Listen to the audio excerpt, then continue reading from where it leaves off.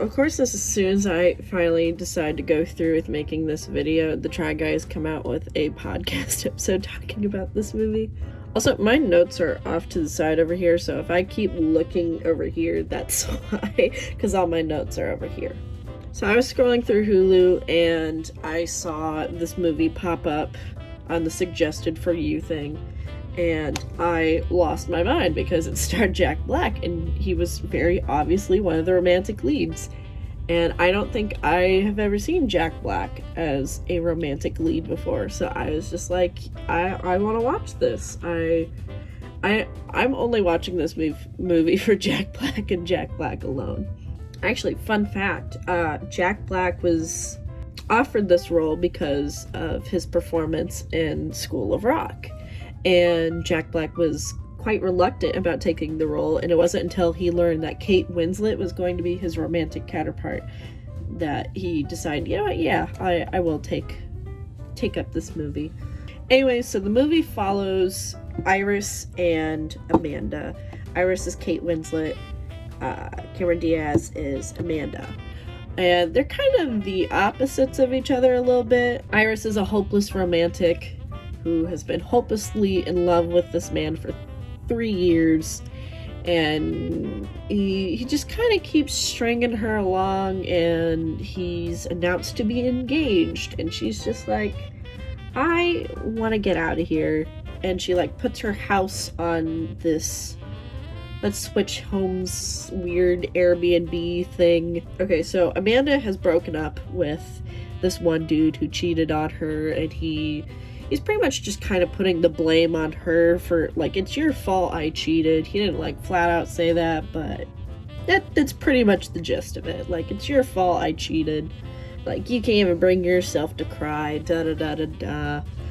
So they switch houses for 2 weeks, and both of them are trying to get over a guy during said vacation. And Amanda very quickly gets over her breakup by hooking up with Graham, who is Iris's brother in the movie. And meanwhile, Iris is befriending this screenwriter who's one of Amanda's neighbors, and she befriends Miles, who is one of Amanda's, like, co-workers. Arthur, the neighbor, his name's Arthur, has, like, this big tribute thing. They've been trying to get together for a while, and he's just not having it because he doesn't want people to see him coming up there with his walker, and, like, only 13 people show up. He's just not having it. Also, the guy that was stringing Iris along, he keeps harassing her throughout the movie. Like, he even flies out to LA to see her because she's just been half-heartedly, like, seeing his messages, and, like, she's like, low-key ignoring him. And he's just not having it. So he, like, finally comes to see her, and he's just like, I missed you, da-da-da-da-da, I want you back here in England with me, and let's finally be together. She's like, great, wait, are you still engaged? Maybe. And she finally, tells him to fuck off. Back in the Amanda Graham plotline, a lot of the movie is focused on them, but not a lot is happening in that plotline. Like, yeah, they get to know each other, that's, great, but that's kind of about it. They're just kind of like, oh, I really like you, but I'm leaving in 2 weeks. This is just so complicated. And then Jude Law is like, yeah, I also have some kids. I'm a single dad. And it's just like, oh, that makes things even more complicated. How are we gonna do the distance? Honestly, it's boring. It's boring. I want to fast forward through their parts in the movie, but they're like the focal point of the movie, which is kind of where the issue with the movie starts to arise, which is they're pretty much 2 different movies going on at the same time. And it drags. It really drags. Like, yeah, there are like some really cute moments in the movie, but there's a lot that's just like, we could have done without this. It did not need to be 2 hours long. This movie did not need to be 2 hours long. Graham is written to appeal to women who like your typical male leads, like romantic male leads. He's suave, he's British, he's got the traditional beauty standards, he's complicated, and as I've said, a little boring. I kind of feel like he's the prime example of the kind of guy the movie Isn't It Romantic is making fun of. Not gonna lie, but his scene with his daughters were really cute. I did really like that scene. Miles is written to appeal to women who like goofy golden retriever boys, like the women who like George of the Jungle.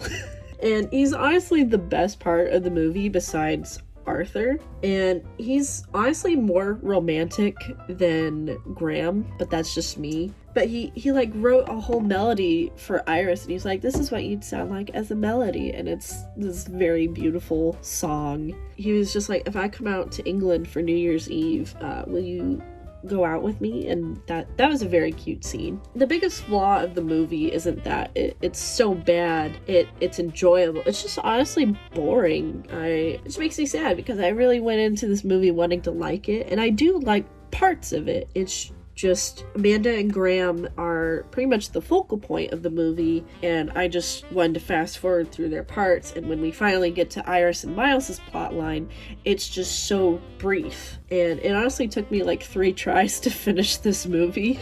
Some other things about the movie, it is a little meta. It's a little meta. There's a lot of talks about movies and references to movies. There's also points in the movie where, this is gonna sound weird, but Amanda imagines her life as a movie, and she makes these little trailers about her life in her head. I don't know if I mentioned this, but Amanda makes trailers for a living. I don't know if I mentioned that or not, but she does, and that's why she does that. Side note, Iris has a dog, and she just straight up leaves the dog when they switch homes, and it's never acknowledged. Like, I left my dog for 2 days with a sitter while my sister was getting married, and I was stressed. Iris does not express any concern for the dog at any point in this movie. The dog is barely acknowledged. Yeah, Iris will like feed him. Amanda will be, walking the dog and like, oh hey, I'm walking the dog. That is the extent of acknowledgement of the dog. Besides the very first scene where Amanda is in the house and she's just kind of talking to the dog because there's nobody else to talk to. But they all end up coming back to England. It's not really clear what happens after New Year's. We don't know if Miles and Iris are going the distance. Is he living in England now? It's not very clear. It is to be assumed that Amanda is staying with Graham at their house, at like Graham's house. Like, she's just now living with him. But like, is Miles living with Iris in England now? Or is he gonna eventually go back to LA?